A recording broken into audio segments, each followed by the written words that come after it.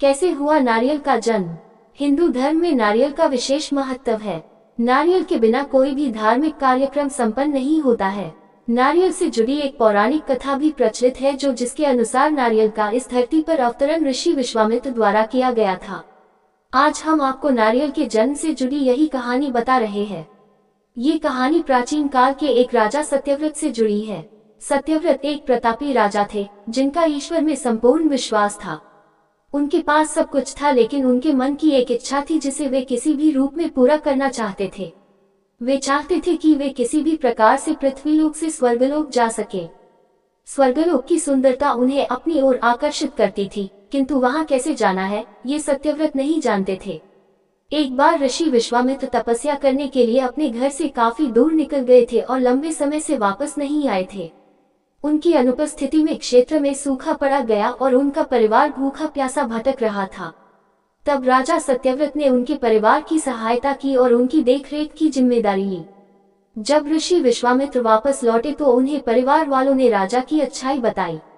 वे राजा से मिलने उनके दरबार पहुंचे और उनका धन्यवाद किया।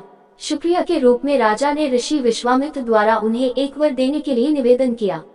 ऋषि विश्वामित्र ने भी उन्हें आज्ञा दी।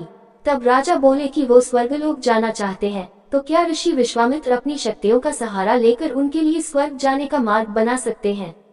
अपने परिवार की सहायता का उपकार मानते हुए ऋषि विश्वामित्र ने जल्द ही एक ऐसा मार्ग तैयार किया जो सीधा स्वर्गलोक को जाता था। राजा सत्यव्रत खुश हो गए और उस मार्ग पर चलते हुए जैसे ही स्वर्गलोक के पास पहुंचे ही थे कि स्वर्गलोक के देवता इंद्र ने उन्हें नीचे की ओर धकेल दिया।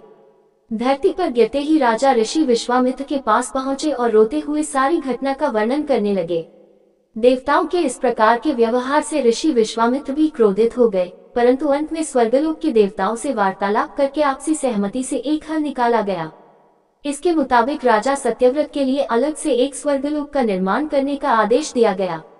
ये नया स्वर्गलोक पृथ्वी एवं असली स्वर्गलोक के मध्य में स्थित होगा, ताकि न ही राजा को कोई परेशानी हो और न ही देवी देवताओं को किसी कठिनाई का सामना करना पड़े। राजा सत्यव्रत भी इस सुझाव से बेहद प्रसन्न हुए, किंतु न जाने ऋषि विश्वामित्र को एक चिंता ने घेरा हुआ था। उन्हें ये बात सता रही थी कि धरती और स्वर्गलोक के बीच होने के कारण कहीं हवा के जोर से ये नया स्वर्गलोक डगमगा ना जाए। यदि ऐसा हुआ तो राजा फिर से धरती पर आ गिरेंगे। इसका हल निकालते हुए ऋषि विश्वामित्र ने नए स्वर्गलोक के ठीक नीचे एक खंभे का निर्माण किया, जिसने उसे सहारा दिया। माना जाता है कि यही खंभा समय आने पर एक पेड़ के मोटे तने के रूप में बदल गया और राजा सत्यव्रत का सिर एक फल बन गया। इसी पेड़ के तने को नारियल का पेड़ और राजा के सिर को नारियल कहा जाने लगा।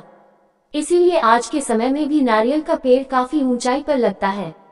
इस कथा के अनुसार सत्यव्रत को समय आने पर एक ऐसे व्यक्ति की उपाधि दी गई जो ना ही इधर का है और ना ही उधर का, यानी कि एक ऐसा इंसान जो दो धुरों के बीच में लटका हुआ है।